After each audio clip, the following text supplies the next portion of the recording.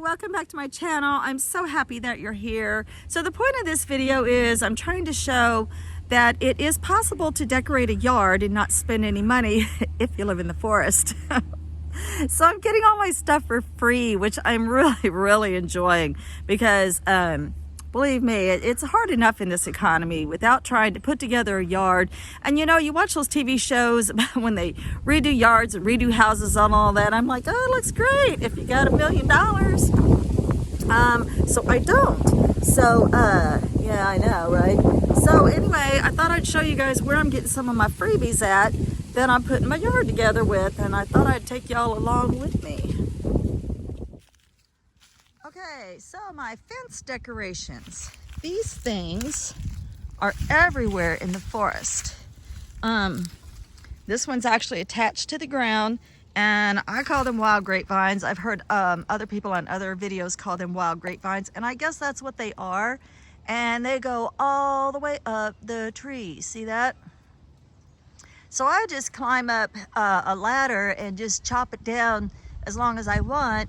And then they're really pliable, especially if you soak them in water. I don't soak mine in water or anything. I'm just like, if it cracks, it cracks. I'll just go get another one.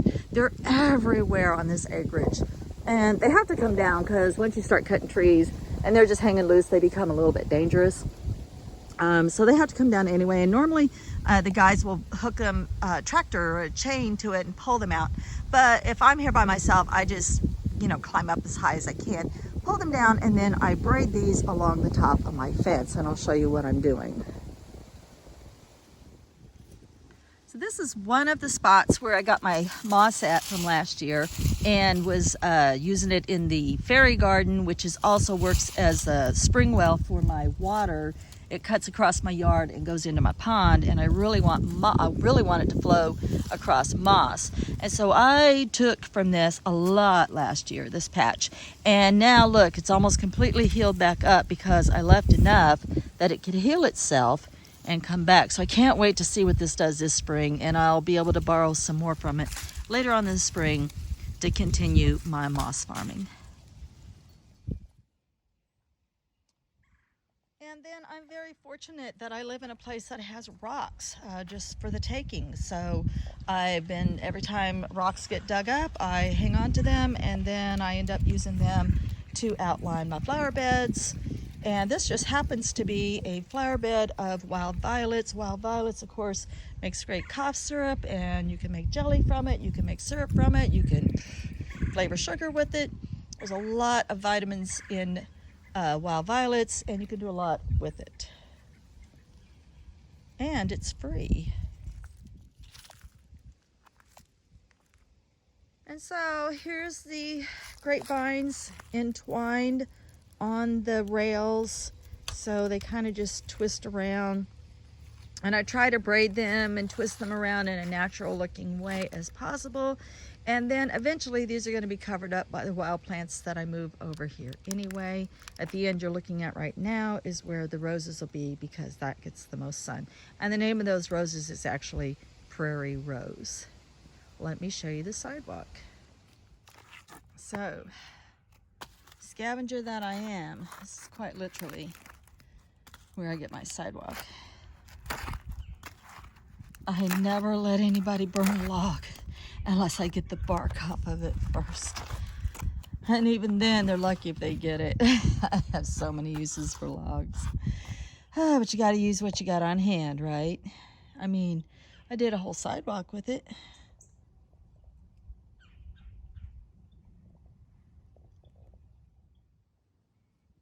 It's super windy today, and I'm really struggling to breathe out here because I've raked up so much dust and whatever was under the leaves that it's really affecting me. So I can't even work outside today, so I'm just out here showing what I have accomplished. And one is the sidewalk, and you can see where I used cedar and then filled it in with bark. Across the other way, I do have access to black rocks and white rocks. So on the other side of this, you can't see right now, I'm going to be making a yin-yang symbol for free. And then this this little guy. So when we cut down this hedge tree, we didn't really want to cut her down, but she was dropping hedge apples and it was becoming very dangerous, and I literally had to wear my hard hat over here in the late summer, early fall, when the hedge apples were dropping. So the hedge had to go, and we were going to chop it all the way down, but then I stopped and I said, you know what, this is kind of like a marking point for when you first walk up to my house. And so the last little thing that I bought myself was this little guy. You might remember him from my Christmas haul video. So he has gone on this tree. He seems quite happy here. And then my 2023 will be carved into the tree right there, but actually the sap is too wet to work with. I just got the circle, and I'll have to come back and carve the numbers 2023 when the sap dries a little bit. And then I'll show you my chimney. I had been wanting a chimney for a long time, but I wasn't going to go out and buy one. And then lo and behold, my kids found one. It was super dirt cheap because the base had one broken leg on it. So I said, oh no, leave the leg. You know, there was talk about welding a leg back on. I'm like, oh, don't worry about it. So what I did was I just put really good size stones underneath it. It's very well balanced. It's still sitting on the stand, and the stones just make it, just covers up the stand. So I love that thing. Use it all the time. And it was free to me. I'm not sure what the kids paid for it, but it was free to me. They come bringing it down to me. I am very happy. And right as soon as you walk out of my door, there is St. John's wort that planted itself there, and there is sage, and there is thyme. Those are my two most used herbs in the summertime. In the winter, I use more spices. In the summer, I use more fresh herbs. And so I just marked them, and now I can just come right outside my door and grab my herbs for breakfast. And then the patio set, that was found outside of one of those thrifty type antique-ish stores, but it was covered underneath a whole bunch of other stuff.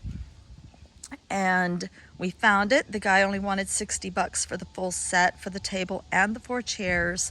And then we brought it home and painted it. Of course, the pillows weren't free, but I do wait until clearance to buy stuff like that till the end of the season. And the umbrella was gifted to me. And then the path that walks up to my little chimney, that's just solid acorns, free.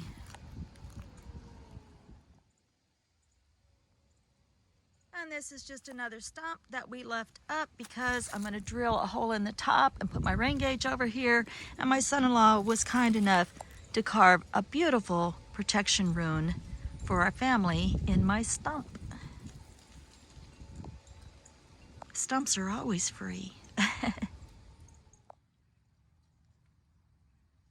So in addition to the plantain and the wild violets that grow in this yard in the St. John's wort, we just planted the whole yard in clover. We just threw down the seed. The clover seed itself was, I believe it was $3 a pound for red clover and $1 a pound for white clover. And that, of course, helps the pollinators, and it helps us because it only gets so tall, and then, you know, you don't even have to mow clover.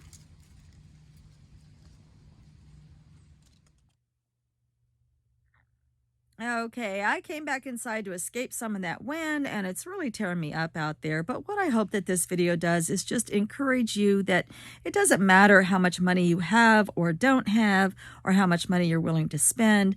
What you really have to do is just use your imagination and bring some things together and make your yard your own. As long as it's beautiful to you and that you're happy with it and you're comfortable in it, then that's what really matters. You don't have to keep up with your neighbors, and you don't have to keep up with television shows that show you people redoing their homes for millions of dollars. You know, us folks like us, you know, we have to use what we have on hand. And I hope that this video shows you that it can be done, and for very little money. And I hope that this video also finds you all doing very, very well. Much love and light.